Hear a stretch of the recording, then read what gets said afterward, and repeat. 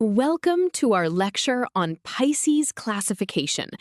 Today, we are going to dive deep into the fascinating world of fish taxonomy.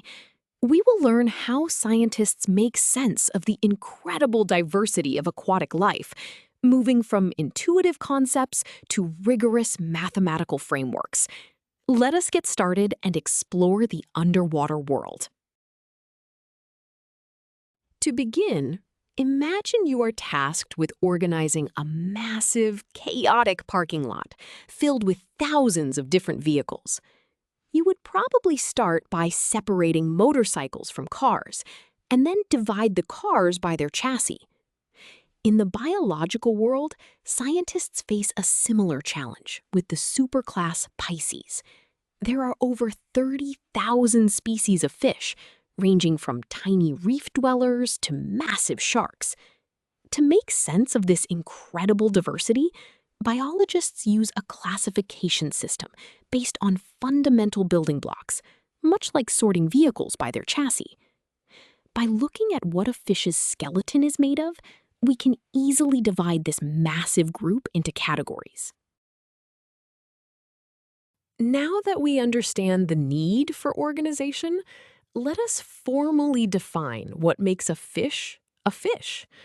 In the scientific classification of chordates, Pisces is traditionally considered a superclass. This group encompasses all jawed aquatic vertebrates. They are uniquely equipped with gills for extracting oxygen from water and paired fins for precise navigation. Crucially, they lack limbs with digits, which separates them from amphibians and other terrestrial vertebrates. This formal definition provides a strict boundary, ensuring that only true fishes are included in this superclass before we begin dividing them further. Having defined the superclass, we can now look at its primary divisions. The classification of Pisces primarily divides these aquatic marvels into two major extant, or currently living, classes. First, we have chondrichthyes, the cartilaginous fishes. This includes sharks and rays, whose entire skeleton is made of flexible cartilage rather than hard bone. On the other hand, we have osteichthyes, the bony fishes, like salmon, tuna, and goldfish.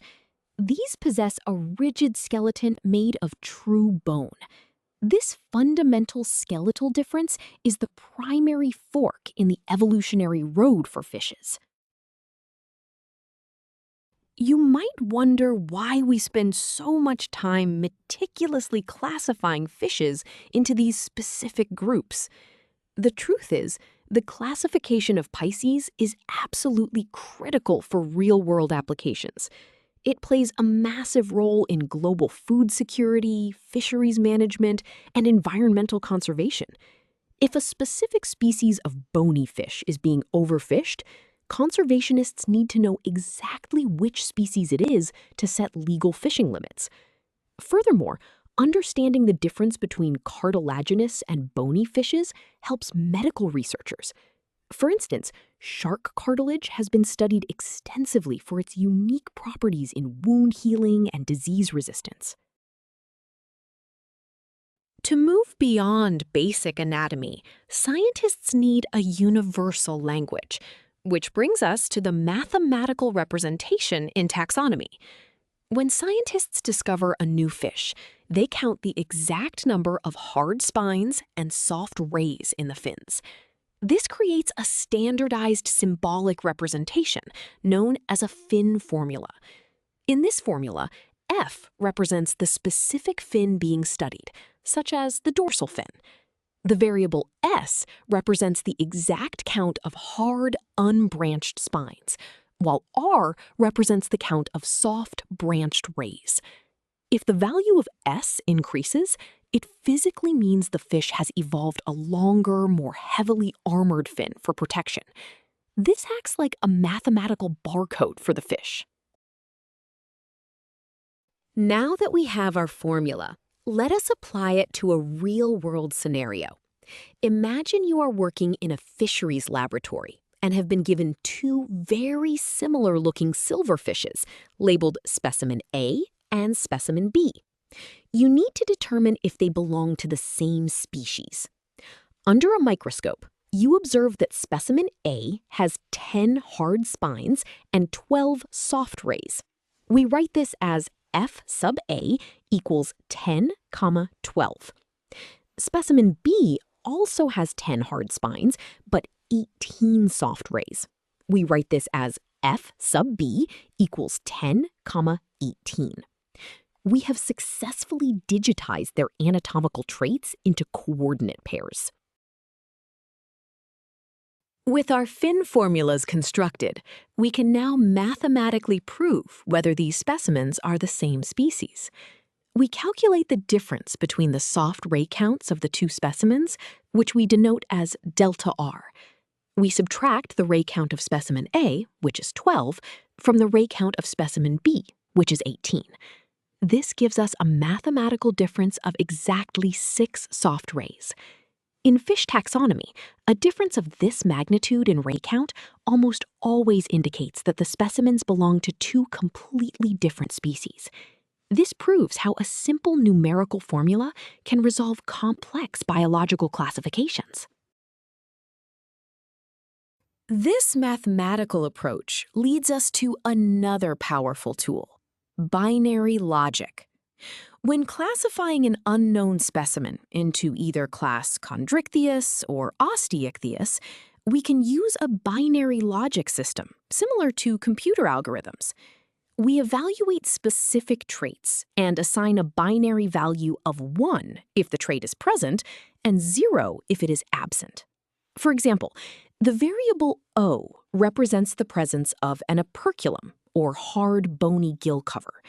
The variable B represents the presence of a swim bladder, an internal gas-filled organ for buoyancy. By checking off these traits one by one, we can definitively place the fish in its correct taxonomic class. Let us see this binary logic in action with a new example. Imagine you capture an unknown fish specimen on a coral reef. We must systematically compare its observed traits against our defining characteristics. First, we observe that the gills are hidden behind a hard, protective, bony plate called an operculum. Therefore, we set the variable O to 1. Next, we note the presence of a swim bladder inside its body, which helps the fish maintain its depth without sinking. We define the variable B to represent this, setting it to 1 as well.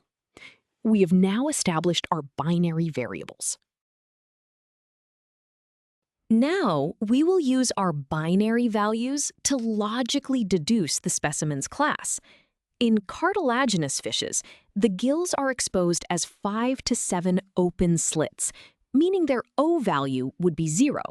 They also completely lack a swim bladder, meaning their B value would be 0. However, our specimen has both an operculum and a swim bladder, meaning O and B both equal 1. The presence of these organs are definitive, exclusive markers for bony fishes.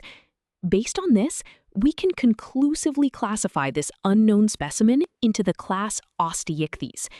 This logical deduction ensures organisms are categorized by true evolutionary innovations. To visualize everything we have just proven, let us look at the phylogenetic tree for Pisces. At the top, we have the superclass Pisces, which branches into our two major classes. On the left, you see class Chondrichthyes, represented by a shark. Notice the clear labels pointing to its exposed gill slits and its ventral mouth, located under the head. On the right, we have class Osteichthyes, represented by a bony fish. The arrows here highlight the operculum covering the gills and the terminal mouth at the very front of the head. This diagram perfectly summarizes how fundamental anatomical structures define the evolutionary lineage of fishes. We have covered a lot of ground today, so let us review our key takeaways. First, we learned that Pisces is a massive superclass encompassing all jawed aquatic vertebrates. Second, we saw that looking at the skeleton allows us to divide them into cartilaginous fishes, or chondrichthyes, and bony fishes, or osteichthyes. Third, we utilized mathematical fin formulas to digitize and compare anatomical traits. Finally, we applied binary logic to accurately identify species based on true evolutionary markers. Mastering this classification equips us with the knowledge needed to protect and manage our world's precious aquatic ecosystems. Great job following along.